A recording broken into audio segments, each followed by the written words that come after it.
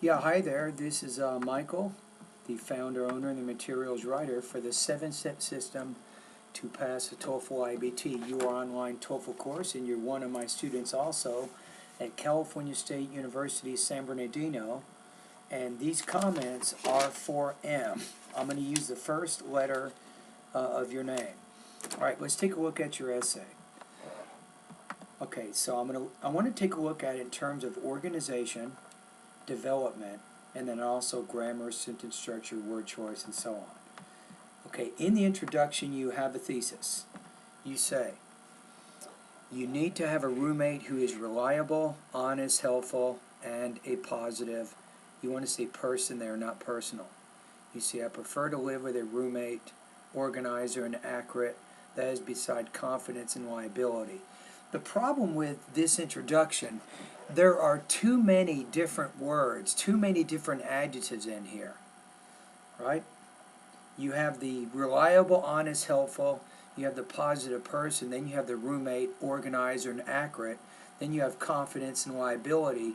There's just simply too many different things there, and there's no way you can develop all of those ideas. So in your second paragraph, you talk about a roommate who has organization. That relates to one of your key points. In the next paragraph, you say a good roommate is helpful. The problem is, you said, I prefer to live with a roommate, organizer, and accurate. Helpful relates to the sentence before it. It sounds like you're just talking about some things in general, so what I'm saying is, it isn't exactly clear how these points relate back to the thesis, because the thesis is not very clear. Okay, let's keep going. So your next paragraph, you say positive person. Okay, I see that. That's a point that was mentioned in the second line of your first paragraph. And then you have, okay, the problem is you've talked about helpful, being a positive person. You've also talked about an organizer, right? But I also have to assume that you also need to talk about reliable or being reliable and being honest as additional points, because you included those in the first paragraph. So again, I think your thesis and what happens in those body paragraphs, it doesn't really connect very well. I think you could improve your thesis. I think your example, if you look in your writing book, I think you have a thesis with too much information. There's too much in it. You have to kind of revise it so it has less. There's actually fewer key words in that thesis than what you actually have. Okay, so let's take a look at development. So you say, I prefer to live with someone who has organization in everything. I cannot live in a messy place, makes me confused.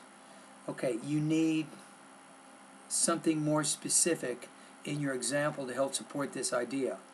So you might say, for example, if I have an organized apartment, in the sense that the dishes go in the cupboards, my books go on the bookshelves, my clothes go in my drawers, I cannot live with a roommate who will not put things in their proper place. You see what I'm saying? So you need to give a specific example to help support the idea that you're trying to argue there.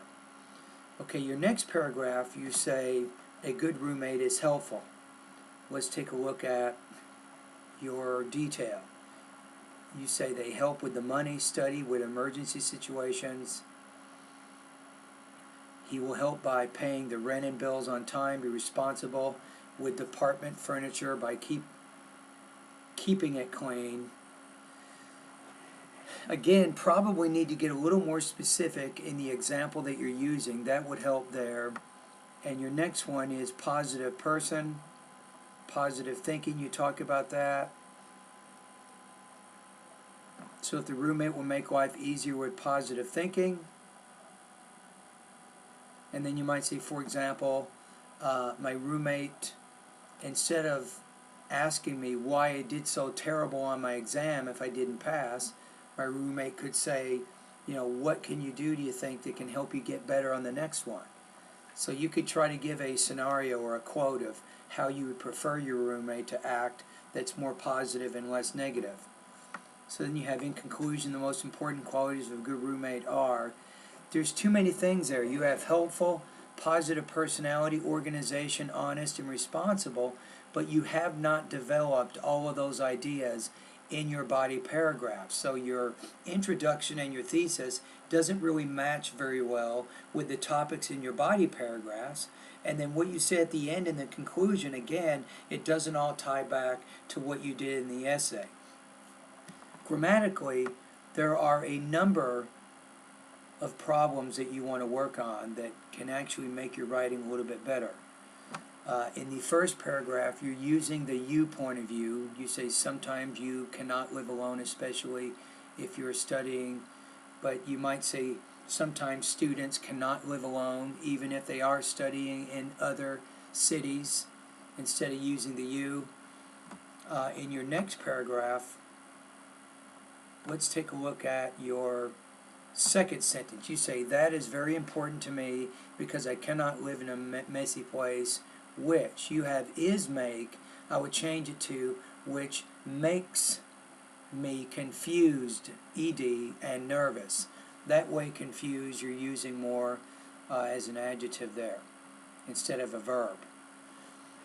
Alright, so those are some problems with your verb forms, and also problems differentiating verbs from adjectives. Your next paragraph, in the second sentence, you say the roommate has to always help and be kind because he will be like, I would say, other families. If you use other and then use the plural there. Then the next sentence you say, the help with, I would say he or she helps with the money, study, and with emergency situations. I'm not sure about study. That doesn't fit very well there because money is a noun, emergency situation is a noun, but study is a verb. So that's a parallel structure problem. You might say he or she helps with the money. I don't know what study means though. I'm not sure. Do you mean tutoring? I'm not exactly clear on that meaning. Alright, let's go to the next paragraph. You have the first, you're using this idea of personal. Personal is an adjective which has a completely different meaning than the word person. So you want to say there, one of the most important things to me is, I would say, being a positive person. But I wouldn't even use that. I would say is being optimistic. So I think optimistic is a better vocabulary word because it more accurately explains what you're trying to say here. So optimistic. Optimistic is a great word. So you're demonstrating a little bit of lower level vocabulary by using more basic vocabulary. Okay, so let's take a look at how you would score on this particular essay. So based on the organization and the development and also some of your grammar and writing problems, I'm going to put you right now at about 1.75 out of 5 or 12 points out of 30 on this particular practice test. So you are having problems in a lot of different areas, organization, development, and also you need to advance your vocabulary and your grammar usage. So you're using mostly a combination of kind of more basic type vocabulary, basic grammar. Can you get that down? So anyway, those are my suggestions. I'd like to have you take a look at, in my online TOEFL course, you can take a look at the vocabulary parts of my course. Also the grammar parts of my course would be very useful for you. And then if you go to the writing area, I think you could benefit by taking a look at the following lessons. I'll go over them right now.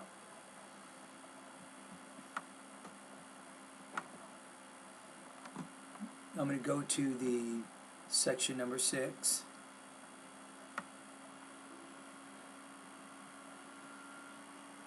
Okay, I would say writing lesson number 2. writing lesson number 3, writing lesson number 4. 4 is very important for you because you need a little bit better, you need more practice with creating sharply focused thesis statements. You can probably do a little bit better. Take a look at writing lesson number 5. Also, writing lesson number 6. Alright, anyway, thank you very much for completing the independent writing practice test. It's good to hear from you.